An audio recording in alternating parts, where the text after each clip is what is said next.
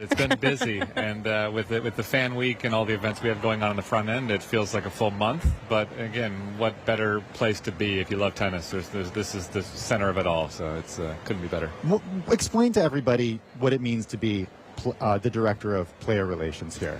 Yeah, so I joined this role about 9 years ago, straight off the court. Literally ended my career on court 10 right behind us, and it was in the office, a month later. Originally, the direction was, to improve the kind of relationship with players, understand all their needs, and how can they have a better experience at the U.S. Open. I think that has evolved over the last 9 years to, building new events, things like we're seeing in Fan Week with Stars of the Open, the mixed doubles tournament, but really just everything that the players touch, which is so many things, right? From the transportation and the hotels to prize money and everything that goes on with the biggest events they participate in. So you want to make sure everything goes well so they can perform their best out there on the court and have a good experience. Can you give us the perspective from somebody who was on tour and kind of like what goes into it? I think a lot of people romanticize the idea of being a pro athlete, but then you really think about it, especially in tennis, and you think to yourself, wait a second, this means you're on the road all the time. Yeah. You're never sleeping in your own bed.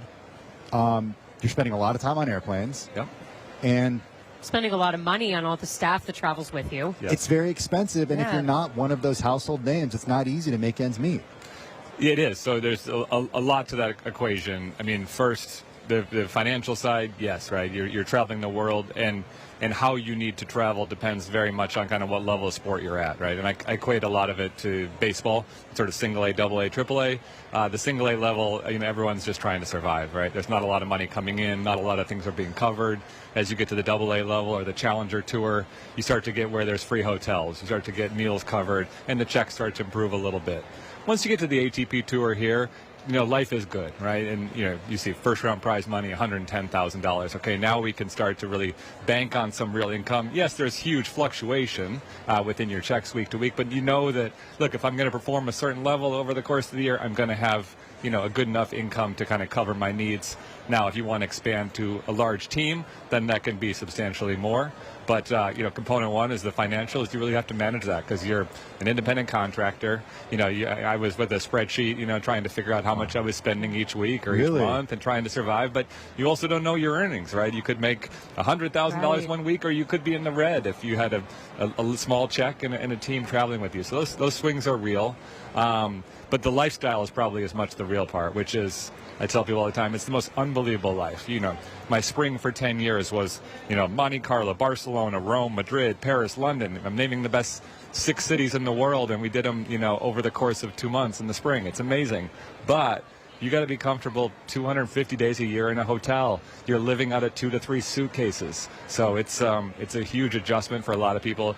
If you like the comforts of your own home, this may not be the best career for you, but it is a fascinating experience to see the world. You get backstage passes to see all the best stuff that these cities have to offer. So it's a pretty wonderful experience at all the same time. I can only imagine. I mean, I'm thinking back to when you just said Monte Carlo there. This might have been my peak tennis viewing experience when I study abroad semester. I met up with my mixed doubles partner in Monte Carlo, and we went to see the semifinals of the 2015 tournament. Djokovic, Nadal playing each other right there. I mean, this was just... That was just after you retired, right? That was like 1 year after you retired. Yeah, I retired in 16, so right around the same right. Yeah. So you're talking about so much of this, though, from like the doubles perspective. And I think that's what a lot of people don't get to hear about, because you see, of course, how a lot of the top singles players, I mean, these are people who have, tens of millions of dollars in endorsements and money. How much of that equation is happening on the doubles side? Are Nike and all these other sponsors, are they paying doubles players that much to wear their kits? No, I would say on the doubles side, roughly 75% of your earnings are coming from on-court, right?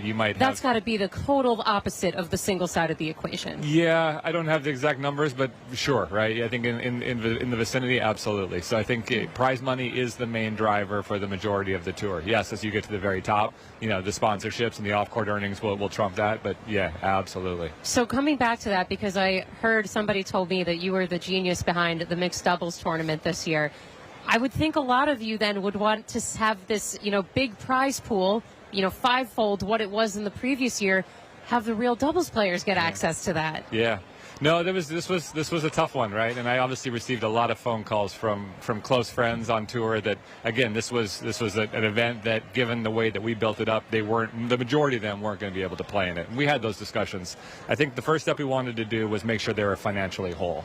So what we did with our increases this year, we took our regular scheduled increases in doubles, which were substantial. Then we took all of the money from mixed doubles from last year that was won by doubles players and put that in on top of the other increases. So I think a lot of the doubles rounds this year were up 30% from last year. So there was huge earnings for the doubles side. I think the other thing we wanted to do, which was hard for some of the doubles players to hear, but we wanted to shine a light on doubles like never before. And as the mixed doubles was being played with doubles players, there wasn't a lot of people tuning in. ESPN wasn't really airing it. Fans weren't turning up for the matches in droves, right? What we were able to do was to take mixed doubles, something that no one talked about, no one was really watching, put it in Arthur Ashe Stadium with 24,000 people. So I think that step has been incredible. We're super happy with it. Where we go forward now is to have a lot of conversations and say, okay, what's next, right? How do we grow this to make this something bigger? Do we want to adjust the dates? Do we want to adjust the format? Do we adjust the entry policies? And that'll be, the next couple months of analysis. But for step one, I think it was a big success. We're speaking right now with Eric Butorac. He's heads up player relations here at the USTA, where he is director. We're at the U.S. Open. It is Tim Stenovec and Molly Smith. She's Bloomberg News economics editor.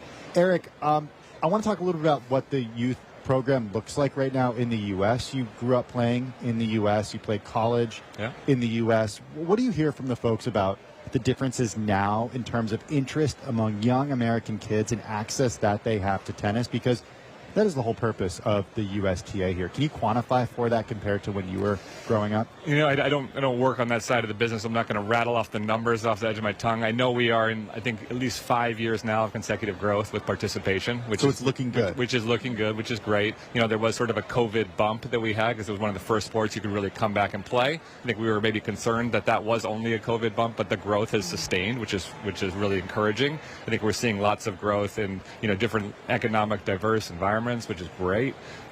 Youth participation is up, which is good. I think the U.S. Open, we look at this, not only is the revenue from this event going into the USTA, which has the mission to grow the game, but we look at this as a 3-week festival to showcase the sport to our country, motivate more people to go out and play the sport.